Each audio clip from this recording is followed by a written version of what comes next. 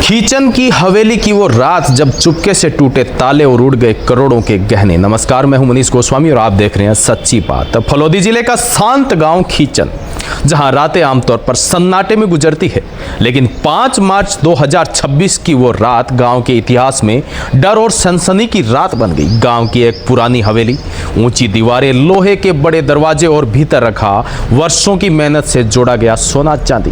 घर के लोग बेफिक्र थे क्योंकि परिवार की बड़ी महिला गुरुदेव महाराज शाह के यहाँ गई हुई थी। किसी को अंदाजा भी नहीं था कि उसी रात कुछ चेहरे अंधेरे में गांव की गलियों में घूम रहे हैं और उनकी नजरों में ये हवेली है। रात गहराई, गांव नींद में डूब गया, चौकीदार भी गहरी नींद में सो गया और फिर शुरू हुआ चोरी का वो असली खेल, जिसने पूरे इलाके को हिला कर रख दिया।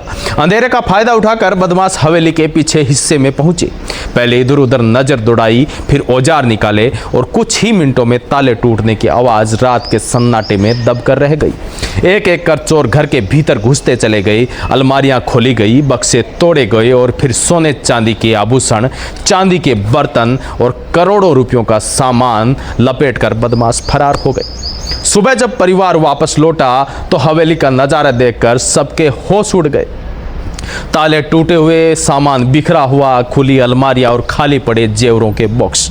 घर के लोगों की आंखों में सिर्फ एक ही सवाल था, आखिरकार इतनी बड़ी वारदात को अंजाम किसने दिया। मामला तुरंत पुलिस स्टेशन फलौदी पहुंचा, रिपोर्ट दर्ज हुई और फिर शुरू हुई जांच। पुलिस अधीक्षक के निर्देशन में टीम गठित की गई।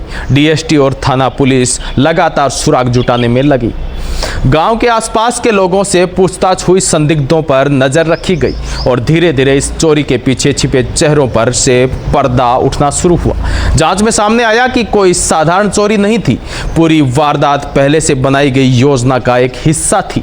पुलिस ने कार्रवाई करते हुए सवाई सिंह रावणा राजपूत, स्वरूप माली, अस्कर, कपिल माली और घिसाराम आचार्य समेत कई आरोपियों को गिरफ्तार किया।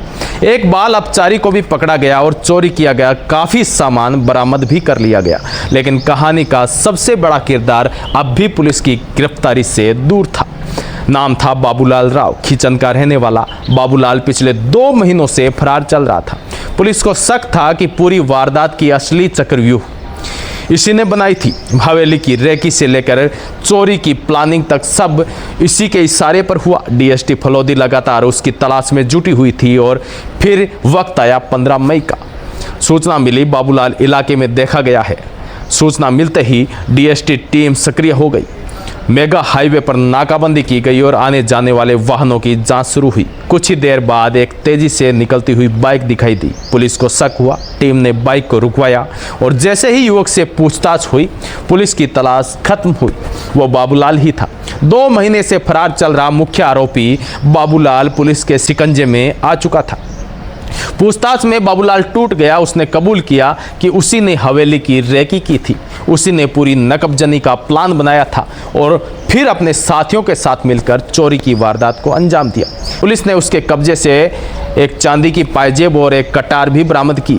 अब आरोपी को 5 दिन के पुलिस रिमांड पर लेकर पूछताछ की जा रही है। पुलिस को शक है कि बाबूलाल और उसका गिरोह सिर्फ इसी एक वारदात में शामिल नहीं है, बल्कि क्षेत्र में हुई कई अन्य वारदातों में भी शामिल हो सकते हैं। खीचन की वो हवेली आज भी खामोश खड़ी है, लेकिन उस रात टूटे ताले और बिखरा सामान आज भी उस खौफनाक वारदात की कहानी बयां कर रहे हैं। आप सभी का इस घटना के बारे में क्या कहना है, कमेंट बॉक्स में अपनी राय जरूर दीजिएगा। मिलते हैं अगले वीडियो में, तब तक के लिए नमस्कार, जय हिंद, वंदे मातरम।